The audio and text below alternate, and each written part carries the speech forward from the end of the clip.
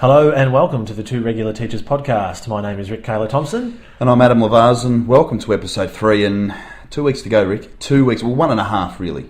For those people, we did explain it last week, for those people outside our state, we have 2 weeks, Victorian teachers have 2 weeks to go in this second term. Yep, and I think as someone has said, it's 7 sleeps left, 7 get-ups in the morning left to make it through to the end. And it's exciting, it's always exciting for a teacher. It is, and anytime I mentioned, or someone like you mentions, 7 sleeps until holidays, sometimes you get those comments from non-teachers about, you've got it easy. And that's a topic that I want to address in future podcasts. Yeah, it is. Attitudes to teachers. Yep. But we'll touch on that in another one.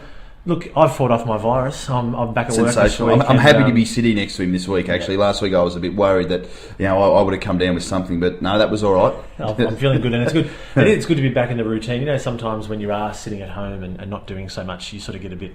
You almost get a bit of cabin fever. So yeah, climbing the walls and you want to be back. So it's good to have the great man back on board. And we've got a lot to get through today, Rick, don't we? We have a lot, yeah. Look, thanks to those, we've had some other listeners who have retweeted us over the past week and left some comments for us on the blog again. And we are trying to respond in due course, but we really appreciate it. Yeah. Great to keep the conversation going. That's fantastic. So yeah, I want to echo that, Rick. It's wonderful. It's really positive, and to get up in the morning and see a retweet and see someone commenting, it's wonderful. Yeah. So everyone, thank you very much. So Rick, the first thing I want to talk to you about today is something that happens to all teachers, and this is a really busy time of the year. And in talking to a few staff members and thinking about the way we want this podcast to go, we are two regular teachers.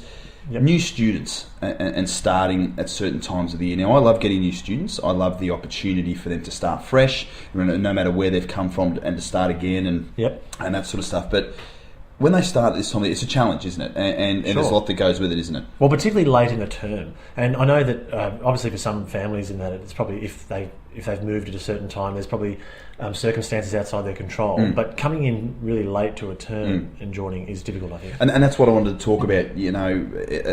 A student starting 2 weeks away from the end of term, you've got so much you want to finish off, and that student comes in and you want them to be involved, but then you look at the rest of your class and go, gee, I've got all this work to finish off here. It's a lot to do. What do I do for this student? We have a one-to-one netbook program. A student comes in. If we've only got an ICT guy for half a day, once a week. That's all we've got. That's all we can afford. How do you set them up on the laptop? How do they get a laptop and be involved in all these activities and things? And it's a real challenge at this time of the year. And have you come across that yourself? I have, yeah. Well, I had a student come in about 3 years ago and came in, I think, late term 3. And all those, we didn't have one-to-one, but I did have all those sort of issues. And also, not just the ICT side, but the culture that you've developed in your classroom. Yeah. And there's pros and cons here. I'd say that the cons would be that your students are working and there's a little hum, you've got that real environment that you've developed. Spot on. And it can throw them a little bit, and you've also got to rely on some students in your grade to bring that person in and to help them get accustomed. But that can be a pro as well. And you're always worried about that's right. And you're always worried about having a student who may rock the boat, so to speak. You've got it going so well, and someone comes in and it's a personality, or it's someone coming in and it rocks the boat a little bit. And that's right. What you're talking about, setting the other students up to take them around and work with them, and it throws everything a little bit. Now, don't get me wrong, like I said at the start, I love getting new students and the opportunity to have them and get them going, but it is such a challenge. And I know for us at the moment, obviously we're doing student league conferences next week. Yes. When you're practicing those and doing that, you need to have something ready for this student. You can't get them, okay, well, you're not going to get them in for a student league conference after you've had them for 3 days. No, of course not. It's not possible. You've got all these things to finish off, and doing Genius there and doing your mathematic board games that they've created and doing these. They're not involved in these things, and it just came up to me in talking to another staff member there about what a challenge, particularly at this time of the year, it can be. And I know I'm not just speaking for myself here or for both of us. I'm speaking for a lot of teachers here too. Yeah, I think you are. And another issue about it is that sometimes I remember this particular student that I had came from, and I've got to be careful here, but probably came from a low socioeconomic family who hadn't moved around schools a lot. And look, as I said, unforeseen circumstances can apply there. But this particular student showed up with nothing. Yeah, not even like a pencil case. Yeah. So how hard does it make? And I felt sorry for them, and so you've got a lot of time has to be devoted to get them, into a situation where they can learn. Yeah, it does. And look, so I guess bringing this up, I want to throw it out to our listeners and people. if they have any challenges, do they actually have something set up to welcome a student? Do they have folders with specific dot points of things they need to have ready before the student gets here? I'm even thinking, mathletics. Our school has mathletics, so they set up to be on there when your class has their half an hour mathletics session. You go, I haven't set that up for the student yet, So things like that. Do they have a welcoming folder that helps them get settled? Have they had any challenges? So I want to throw it out and see what people think. Well, I think that's great, and my thinking on that would be, from the experiences that I've had, is that the kids in your class will bring that kid along with the culture. They'll show them.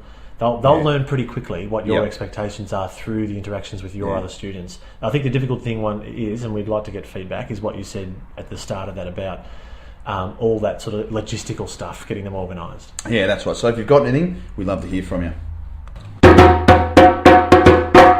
So Rick, the next thing I want to bring up is something that I'm going to be honest, it's made me jealous. It's got me excited, but I know that at your school you've basically been able to purchase TV studio equipment. If I'm talking right there, and when you first brought it up, the jealousy overwhelmed me, but excitement has taken its place. I'd love to hear you talk about it. Well, yeah, I'd like to. Thanks, Adam. I've seen a lot of schools present over the years about the TV studios that they've set up in their schools, and there are some absolute rippers around Victoria in terms of full studio kit. So we're starting very small, but it all stemmed from a review meeting that our grade 5-6 staff had at the end of last year with leadership, and leadership of the school wanting us to go down a bit of an elective path where the students can select some electives that cover some of the other areas of the curriculum. So ICT is sort of strewn across all these electives, but there's like a geography elective, history elective, that sort of stuff. So one of them was to actually have like a movie making type setup, and I'd done some movie making at my old school, and so the leadership of the school went ahead and purchased a green screen, lights, a handy cam, tripod, and a boom mic, and it's all really nice equipment. Yeah, it actually works quite well. And we had the people that supplied the equipment came down for a day or half a day and trained up a group of students that I'd chosen to be. So they actually put the students themselves put the studio together. So was that sort of your ICT captains and things like that at the time? It was actually a selection of it wasn't actually. It was actually a selection of students who were going to do the movie making elective first. So they'd signed up to the elective. Okay. Because the kids have got to they've got to complete a certain amount of electives over their 2 years in 5-6. So these kids had signed up to this movie making one first. So I gave them the privilege. So it's small, really small steps at the moment, and there is a link on our Two Regular Teachers blog to our school blog where there's a couple of videos that we've made. Things have been going well. Kids are learning the ropes about where to hold the boom mic and how to speak to the camera. Probably the snag that we've hit is actually what software to use to make their green screen video. It's such a crucial aspect of it, isn't it? Because we have a one-to-one. I've spoken, I think briefly. We have a one-to-one program in our building. So each student has one of those. Well, it's not. I guess they're not that old, but it's a netbook. It's a Dell netbook. So Movie Maker is on there, and I think it's the Movie Maker version 11, which is actually for the kids. The kids quite like it, and it produces a product. And I've heard a lot of other kids at my school at home and on the iPads and things use it. I love it. It's really intuitive. The old Movie Maker from I think 9 was rubbish. But this one's okay. But it doesn't have the chroma key effect, which is the key effect to help you put a background image behind on a green screen. So we tried, with the help of the people who supplied the equipment, we tried VideoPad, which is a free download off the web, NCH software VideoPad, which... Any success? Well, yes, early on, but I discovered that it was a trial in the end. I actually thought it was a free download forever, but it seemed to be a trial. They always suck you in with that, don't you? Download it, and all of a sudden you've used it 3 times, and it's $24.95 a month.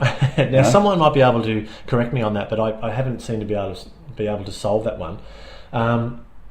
We don't have Macs in the school, so obviously iMovie would do the job, and I've helped the kids make a couple of movies with my own Mac because iMovie has the green screen effect. I got a quote from a supplier of video making software, but to get a license to put this particular software on every single laptop in the unit, which is about 150 kids, was going to cost $5,500. Oh, my goodness. The boss wasn't up for that. Fair enough. So my question is, and I have tweeted this before, but I'm putting the question out there for any of our listeners or other teachers about, do they have any suggestions for me? Because I want the kids to be doing their own editing. Yeah. Because the process of movie making is not just the filming, it's the aftermath Yep. about putting a production together. Yep. So I'm hoping that maybe that someone has an idea of what we could use on these Dell netbooks. And it's important too, because if it doesn't work and it all falls back onto you, then the actual process of what you're doing kind of doesn't have the same effect. If it all falls on your shoulders to do a lot of the editing and do that sort of stuff, then it's kind of lost on the kids, isn't it? That's right, and I love it. I've got a passion for it, and I do love editing student movies and that. But however, I want them to be seeing the whole process. So, as I said, it's small steps and early on, but it's great to have your studio set up. And I know we are very lucky, and I'm very passionate about it. However, if you've got any suggestions about what movie making software that has a chroma key effect for Dell PC laptops or netbooks, please leave a comment. Yeah, because we'd love to hear about it, and because then we can talk about it further and some of the successes and challenges of what Rick's able to do. And we'd love to see some on the blog too, mate. And as Rick said earlier, the link is there, and it'd be definitely worth going to check out some of what his students are doing. So yeah, we'd love to hear from you guys. Just on the post, I'll put a link. You might notice there's a link underneath that'll take you straight to a video that our ICT captains did, which I ended up helping them edit in the end on my laptop. But yeah, we'll put that on the post. Sounds great. So Adam, the next topic I want to, get back to with you is about reports and leading into what a lot of people call student-led conferences. It's not parent-teacher interviews anymore. That's right. Back in the days when you were at school. It's almost, you're not allowed to say it anymore. Parent-teacher interviews. People say it in hushed tones now. It's student-led conferences or nothing. That's right. And I'm sure a lot of people are familiar with that title, student-led conferences. So we thought we'd, wrap up our sort of reports discussion and then lead into what we're both doing in our respective schools for student-led conferences. That's right, because in our discussions about it, just in general outside of the podcast, we do have those differences, and I'm sure people listening out there have a lot of differences. Our student-led conferences, if I can talk about that for a moment, are this term. So they're at the end of the semester, and there's very much a focus on a reflection and a review, looking at their goals and what they've had, how they went about that. And I actually set my students up with a template. I have 5-6 students, and they actually bring their parents in very formally. I ask that of them. They sit them down and then read off the template, welcome them, and then go through reading, writing, maths, inquiry, other things that we've done, and talk about their achievements and what they've learned. And it gives an opportunity for the parents to see that, because as you know, parents are very busy these days and some aren't able to get in. So I love the fact they can come in and see their work. How long do they get? We have 15 minutes. So we have a set on a Monday night from 1:30 to 7:30. 12:30 to 7:30, and then on a Tuesday night from about 1:30 to 5:30, just so they're not all cramped into, there's 26 spots for 24 kids, and, you fall that little bit behind, it happens. Sure. Someone goes over and you're playing catch up all the time. And so there's a few more breaks and things for the kids. So there's 15 minutes, and so the parents can tick if they want to have a few minutes with you or not. So that's what it's really based on. So can I just throw in here? Yeah. You'll like this. Yeah. In my very first year of teaching, just getting back to keeping on time, I don't know how doctors and any kind of person who has to have part of their job is having appointments. I don't know how they do this. Do it, really, do they? No. I mean, you're waiting an hour and a half. Sorry to any doctors out there. But my first year, I was in a portable, quite removed from the main part of the school, and I got way behind. Just didn't know how to time it at all. I got about 6, I think, families behind early on. Oh, gee. And it was a night like the nights we've been having recently, where the temperature's dropping down to about 9 degrees. But there was no alcove, indoor alcove for the parents. They're sitting out in the elements. So I had parents literally coming in with red noses and scarves on, and I had the last one that came in and been waiting for about an hour. I kid you not. No. The father and daughter, and he was good about it, but he had a real bright red nose, and he said, "We've been playing chasey around the yard just to keep warm." Unbelievable. Well, there you go. But you could say, well, that's what I'm trying to foster, spending time with their parents. You can come I should have thought of that at the time. But I think I just bumbled. But it happens. And it doesn't just happen to you. If you sort of have when you're waiting and you're going, or someone turns up late, it's just a big thing. So having it over 2 days eliminates some of that aspect of it. So I think, how do the parents, how do your parents respond to the idea of the students leading the whole thing and following a script and actually not communicating with you all that much? I think they really enjoy it, and it's because coming from me, it's not as powerful as coming from the kid. And I actually find, I don't know about you, but when the kids lead it, I think that's the most nervous they ever get. Having their mum come in to sit down and listen to their student lead conference, they bumble, they get shaky, and I always look at them and go, it's just your mum. You see her every day. It's interesting, isn't it? And it's really interesting. But I always make sure theirs goes for 10 minutes, and then I leave that 5 minutes if they've got any questions for me. I do interject at the end and go over a couple of things. I do have notes for each student that I can read off, and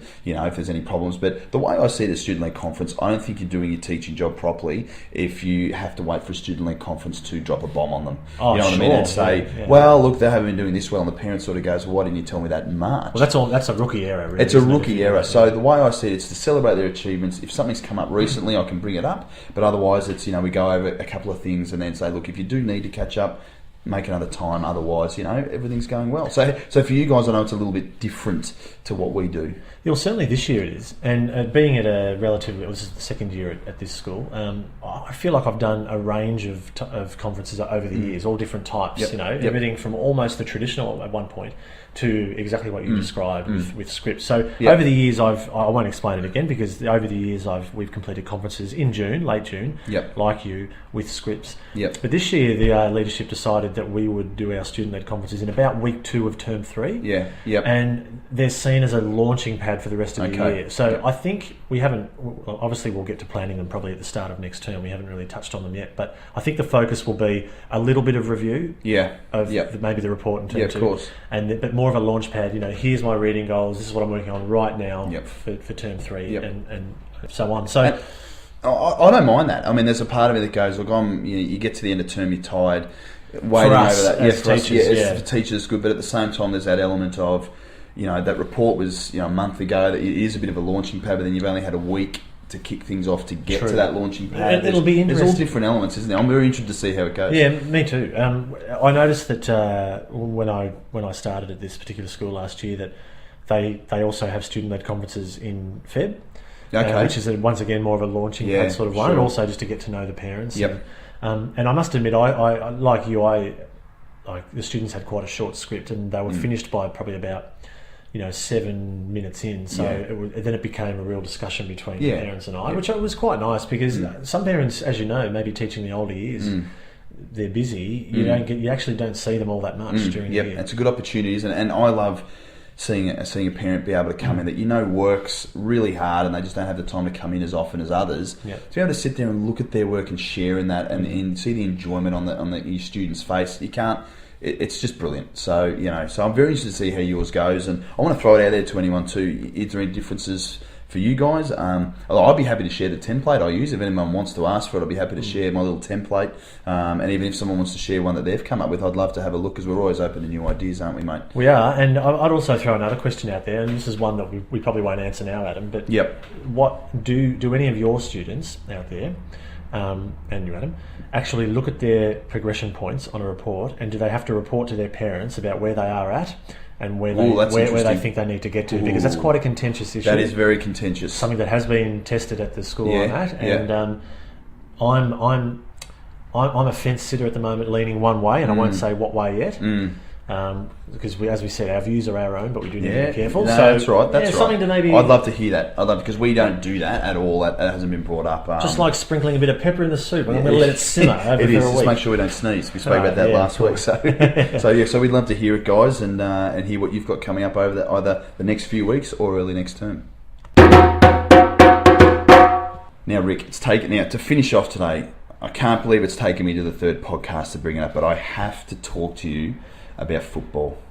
Now, are you serious? I know. I am. I know. I'm interested to see how this relates. Because, to education. As you know, how it relates? Well, it relates in a lot of ways. As you know, I'm a very big Melbourne fan, and now for those people out there that don't know, this is the Melbourne Demons. The Melbourne Demons Football AFL Club. And the Aussie rules. They had a handy win on Sunday. Now, I came in on Monday morning wearing my Guernsey. Now, I have to rub it in when I can, because over the last 6 years, my mob's won about 6 games, and any time there's a win over someone remotely, because we only ever beat Adelaide's and Fremantle's.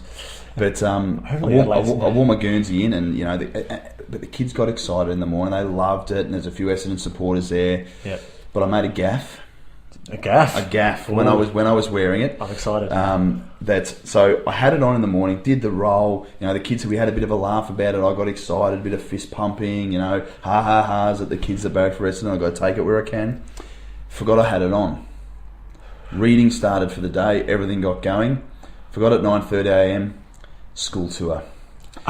For families? For new families. So there I was, walking around, doing a bit of reading and conferencing, got up to walk over to somewhere, turned around, and there they were in my classroom. And they kind of looked at me very funny, and I sort of looked at them briefly and said, "Hi, how you going?" And they kind of, yep. And then I looked down and went, "Oh, geez, I forgot to take my Guernsey." But who's this peanut who's walked in off the street with a footy Guernsey on? Yeah, well, that's exactly right. Who's teaching them here and stuff? I couldn't believe it. I went as red as a tomato. And as red as the red on the Guernsey? Red on the Guernsey. I had to go into later on, just apologise to leadership. They loved it, though. They thought it was hilarious. But I do want to bring it up because I do interject a lot of football into my teaching, and the kids absolutely love it. Obviously, there's a lot of Geelong supporters down here, and we do footy tipping, for example, where the kids graph each round what they get on a bit of a line graph up and down, and I had to bring it up, mate. A bit of maths. There is a bit of maths and there's a lot of things involved there, but I just wanted to throw it out. I'll tell you, I was embarrassed because I forgot. I did it in the morning, got on with the job because it's quite a comfy Guernsey, and then they came in and looked down and I went, "Oh, hang on a second, I might have forgotten to take that off." So I thought I'm going to wear it all day. So, but I did want to. Yeah, have you had anything like that with you? Because I know you're a big Geelong man. Oh, look, I am. I haven't worn a Guernsey in before. Okay. During the premiership years, over the last probably, what was it, 8 years or something. Yeah. I've certainly, but the grand final's always in the holidays, isn't it? Yeah, so it is. Certainly on the first day back, there's been a bit of talk and that, but might certainly wear the scarf nothing. in. I think I did maybe in 2009, maybe in 2009 I might have worn the scarf, but nothing to the level of what you've done. And look, I'm worried, mate, because if I'm wearing a Guernsey and after one win, I hate to think what I'm going to do if we ever win a grand final. Yeah. I think it could be. I could actually probably go and spray paint the room red and blue. I think. Yeah, and look, I'm going to bring it back and maybe sound like boring here, but getting back to you saying like you give a bit of football and you do the footy tips. I mean, that is giving yourself to the kids. Like that's giving a part of your personality to the kids, and it gets back to building that culture and that relationship in that environment. Yep. And they love it, particularly when we get done and it's against the Geelong. They can't wait to get to school Monday morning. But what they forget is they're already excited to be there, and half the job is done, and they get in, they have their moment, and then we settle down and they're excited and they're happy. Half the job is done and they are ready to learn. So I want to throw it out there to anyone else, any sports supporters of any kind, if you have that with your kids and if you share that with them, some maybe funny stories you might have or some great experiences. Yeah, if you're a clown like Adam Lavaz who left his Guernsey on, let us know. Big clown. Well, we're out of time for episode 3. It's been another detailed episode. We've just cracked the 20-minute barrier, so we'll keep an eye on that. Yeah, we're trying not to go too long. Yeah. We thought we'd give it just a bit of an indication about where we're going to go next week with episode 4. We've got a couple of things to talk about. We want to touch on, Adam, an issue that happened today at school, which it's fresh in my mind about using Edmodo. Yeah, it's a great one too. Some little, I guess... We hit a bit of a snag with challenges, wouldn't it? I'd say challenges, interesting challenges that haven't happened yet. Yep. That I'm interested in sharing. Yeah, and that'd be great. We're looking forward to that. If you use Edmodo as well, you got any questions about or any social just during the week, for that matter. And we also want to look at the PDP process as well. About it's big news at the moment, and it's actually making press. So we're going to touch on that and what's happening in our schools about that. So look, again, everyone, we want to really thank you for listening. We'd love to hear from you on any social media, on the blog, and the response we get, it really means a lot to us, so we really appreciate it. So I'm Adam Lavaz. And I'm Rick Taylor Thompson, and we've been 2 Regular Teachers.